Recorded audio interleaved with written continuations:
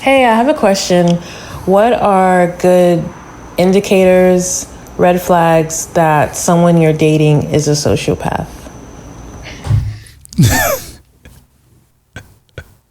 You aren't ready for that one?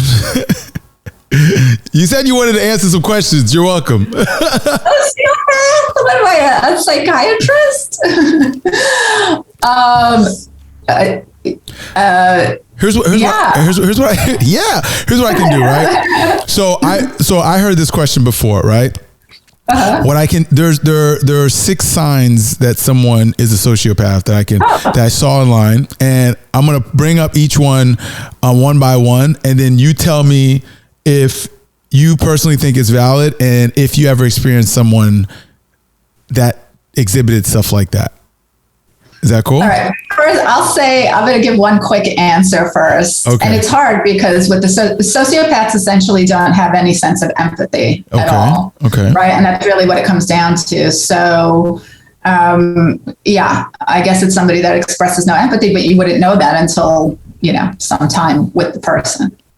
Yeah. And, I'm going to first describe what it says online. What is a sociopath, right? Sociopath is another term for antisocial personality disorder. It's a mental health condition where somebody persistently has difficulty engaging appropriately with social norms. That's how they describe it, at least in this definition. Okay. Now, here are 6 signs, right? Or behavioral indicators, right, of a sociopath, which is an antisocial personality disorder. Mm-hmm. The first one is manipulating other people's emotions. Have you ever experienced that? Yeah, of course. Give me an example of what that looks like. I mean, I think that people do that again. I don't think that anybody I've dated is a sociopath, although I've called them that several times. I've definitely used the word. But I think that people subconsciously manipulate each other again to, there's a lot of gaslighting, for example, right? That happens. But I think people don't gaslight out of consciously doing it. They gaslight because it proves their version of the story. You know what I mean? Like whether or not I'm avoidant or not. Kind of. I mean, damn, she just called me a sociopath on my show. I mean, this is a light, small thing, but I got into this thing with this guy that I dated. He was avoidant. And I didn't really realize it at the time, but,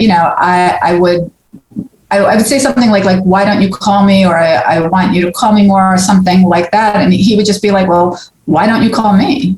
And, it seemed very light and easy. And, at one point I was like, oh, he's right. Why am I making this like a thing? Like I can just call him. But then, now I've called him 5 times. He hasn't called me once or whatever, and engaged with me, let's say. And then he's still, when I bring it up, he's still like, yeah, but you could just call me. And I'm like, but at what point is there reciprocation? But I did fall into the trap of being a little bit gaslit by his just being like, yeah, well, why don't you just call me? And it's like, for a minute, I started to question my own interaction in the situation. You know how this show's slogan is, you learn about yourself through conversations with other people. So I do this thing, right, where my mom likes to call me all the time. She just I have a great relationship with my mom, but she just calls me way too much. Right. You would say, because I'm avoided. But she'll call me, Jeff, why don't you call mama? That's how she talks. Jeff, why don't you call mama? That's the Haitian Caribbean accent. And I always go, because you don't give me enough time to miss you. It's just like, I'm an old lady. Why don't you call me? If you called less, I'd miss you.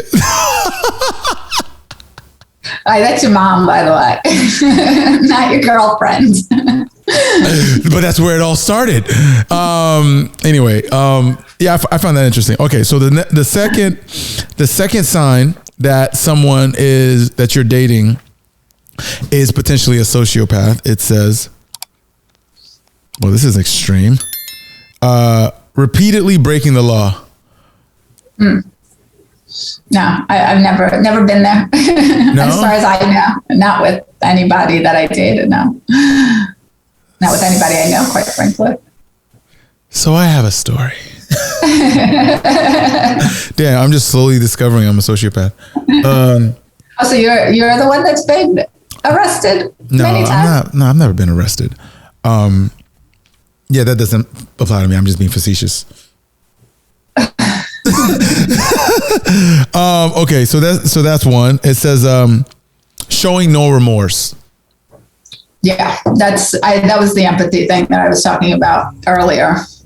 And I've definitely experienced that with some highly avoidant guys, that I dated. I mean, where, crying, I'm upset. I'm like, whatever we're arguing about, and they're just like, yeah, whatever. Like completely stone-faced, like this isn't affecting me at all. Cry me a river kind of like, expression. And again, it doesn't mean like being that these people are not sociopaths and they are actually avoidant. It doesn't mean that they're not affected, right? But they don't show it on the outside, right? So they may have been emotionally affected, but the avoidant person, one thing we didn't say here is that they, in their nervous system, they go into freeze mode, right? When they're triggered. And so that's why they seem outwardly as though they are not affected and they're not emotional, because they do actually shut down their whole like their nervous system kind of shuts down. That's their subconscious reaction, right? And it completely shuts down. And so while as an anxious person, I'm in fight or flight, trying to fix, trying to, cry, scream, yell, whatever I can do to fix whatever the problem is, they're shut down. Completely and totally opposite, again, like opposite coping mechanism, opposite needs, So I have a story. Do tell. So remember when I said like sometimes like when I get into like if I get in an argument with somebody, my natural inclination to be like, I'm not dealing with this. I ain't got time for this. Right? Yeah. So I've been in scenarios where, because I can't fake emotion, right? I can't pretend to care about something that I don't care about, right? So, and this doesn't apply to all situations, right? Of course. But there are certain instances where if I'm with someone that's being super emotional, whether it's a significant other or just somebody that I know platonically, right? Like, I'm not the person to be like cry with them, right? I'm not the person to like be. So you're saying I shouldn't come to you crying? That's not what. Broken my heart. That's not what I'm saying. What I'm saying is my outward. How do I say this? My outward expression of caring doesn't look the same as what that person's expressing. Right? Yeah. So like I'm not like, cause there are some people like you cry, they cry. Right? The people are like that, right? Don't get it twisted. I've gotten emotional with other people when it was something that I connected with because I felt it, like I genuinely felt it. But it's not something where like someone's crying, I'm crying because I feel their pain. Like I'm just not like that. You know what I mean? So I've had people who come to me because I'm like that, right? Because they can cry to me, they can cry on me, and they can feel like they have something that is like, that they can have a conversation with that's not going to have an erratic response to what they're dealing with, right? But then there's also the people who are like why don't you feel it too? And I'm like, I don't know. You know what I mean? Like, I don't know what to tell you. So there's levels of that in me in particular scenarios, whereas there are other instances, and you know, mainly when it comes to like family, when family is being, you know, emotional, like I feel it, like I could be miles away and I just feel it. You know what I mean? So anyway, I'm making jokes like I'm fully this person, but I have little dashes of, don't grin like that at me. I just know what you're thinking. Okay. Another set is repeatedly lying. I'm sure you've dealt with people who are like pathological liars, right? People that just lie.